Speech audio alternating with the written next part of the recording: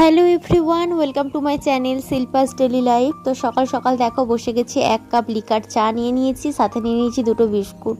তো চা আর বিস্কুটটা খেয়ে নিচ্ছি। আর একটা কাণ্ড হয়ে গেছে সকাল সকাল। তো বাপি মায়ের জন্য যখন দুধ চা বানাচ্ছিলাম, তো 1 কাপ চা পুরোপুরি আমার হাতের মধ্যে পড়ে গেছে, আঙুলগুলো পুরো লাল হয়ে গেছে আর বেশ জ্বালাও করছিল। তো কি আর করার। আর এইদিকে দেখো আমি দুপুরবেলার জন্য রান্না করে নিয়েছি। তো এখানে দেখো আমি মিক্সড ডাল বানিয়েছি। তো মিক্সড ডালটা প্যাকেটেই কেনা ছিল, তো পাইল করে আর বানানো হয়নি, ওটা পাইল করাই ছিল, জাস্ট বানিয়ে নিয়েছি। আর চিচিঙে ভাজা বানিয়েছি, আর এই যে আছে মাছ ভেজেছি, মাছের ঝাল করেছি। তারপর দেখো থালা বাসনগুলো আমি ধুয়ে নিচ্ছি, মেজে নিচ্ছি। আর আজকে একটু তাড়াতাড়ি রান্না করে নিয়েছি, কারণ কি জানি কি ঘরগুলো আজকে গোছাতে হবে। কালকেই বলছিলাম ব্যাগপত্র আর সমস্ত কিছু পরিষ্কার করা হয়নি, গুছিয়ে রাখা হয়নি, সেই জন্য। আর আজকে না আমি ঘর গুছাতে কী করেছি, যে ভলিনি স্প্রেটা দেখছিলাম কি ওটাতে শেষ হয়ে গেছে না আছে, যদি শেষ হয়ে যায় ফেলে দেবো আর কি, এরকম ভেবে স্প্রেটা আমি হাতের মধ্যে করেছি। আর হাতটা আগে থেকেই আমার চায়ের মধ্যে পুড়ে গেছিলো, তো খুব জ্বালা করছিল আর কি। তো তারপরে দেখো কি আর করা যাবে, তারপরে আবার অ্যালোভেরা জেল লাগালাম যাতে হাতটা একটু ঠান্ডা হয়, একটু আরাম পাওয়া যায়। আর দেখো রুটি ছিল, সেই 2টো রুটি আর একটা মিষ্টি নিয়ে বসে গেছি, আর সাথে একটু ডাল নিয়ে নিয়েছি। এটা খেয়ে নিই, খেয়ে দিয়ে জোর কদমে কাজটা সারতে আরম্ভ করব। আর এইদিকে দেখো কাঁঠালটা ছাড়ানো হয়েছিল, তো আমার মাসি শাশুড়িদের গাছের কাঁঠাল দিয়ে গিয়েছিল একটা গোটা কাঁঠাল, সেটাই মাছ ছাড়িয়েছিল আর খাচ্ছিলাম, বেশ মিষ্টি ছিল কাঁঠালটা, ছোট ছোট কুয়া হল। এখন 5:30 বাজে, আর ঘুম থেকে আজকে 4:20-তে উঠেছি। ঘুম থেকে উঠে না অনেকগুলো জামা কাপড় পরেছিল, তো সেগুলো আয়রন করা হয়েছিল, আমার চেয়ারের মধ্যে একদম ঝাঁককে ঝাঁক পড়েছিল। তো আজকে যেহেতু একটু ছুটি পেয়েছি, শনিবার মানে টিউশন ছিল, টিউশনে যায়নি, আর কলেজটা ছুটি ছিল।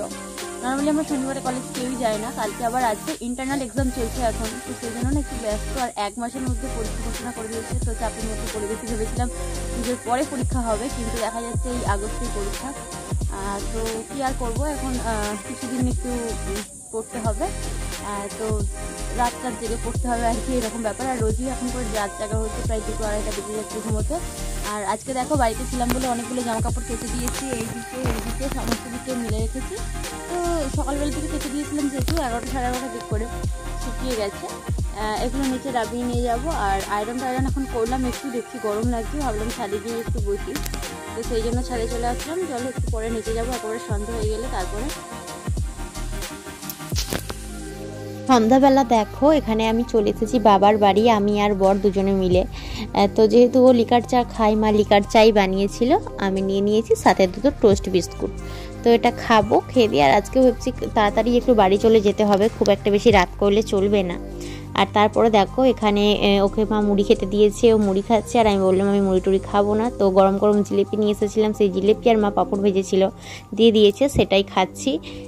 ভাই তো বিরিয়ানি বায়না করছিল, তো মা আজকে বানিয়েছিল, ভাই এখন সেটাই বসে বসে খাচ্ছে। আর এইদিকে আমি পাঁপড় ভাজা জিলিপি খাচ্ছি। এই গরম গরম জিলিপি খেতে না বেশ ভালো লাগে, আমার তো জিলিপিটা খুব ভালো লাগে। রসগোল্লা, পান্তুয়া এই সমস্ত মিষ্টির থেকে আমার উল্টো মিষ্টিগুলো খেতে একটু বেশি ভালো লাগে আর কি। চলো তোমরা ভিডিওটা দেখতে থাকো। তারপর দেখো ওখানে না রাত্রিতে খাওয়া দাওয়া করিনি, আমাদের ভাগের বিরিয়ানিটা নিয়ে চলে এসেছিলাম, মা আর কি পাঠিয়ে দিয়েছিল টিফিন বক্সে করে। তো বাপি খাবে না, বাপির যেহেতু সুগার আছে, রাত্রিতে বাপি ভাত খায় না, আমি বর আর মা 3জনে মিলেই খাবো। আর আমাদের দুপুরে ভাতও থেকে গিয়েছিল, তো সেটাই আমি মাংসগুলো আলাদা করে নিচ্ছি, যাতে বাপিকে 1 পিস মাংস দিয়ে দিই। তো চলো আজকের মতো ভিডিওটা আমি এখানেই শেষ করলাম, কেমন লাগলো অবশ্যই কমেন্ট করে জানিও।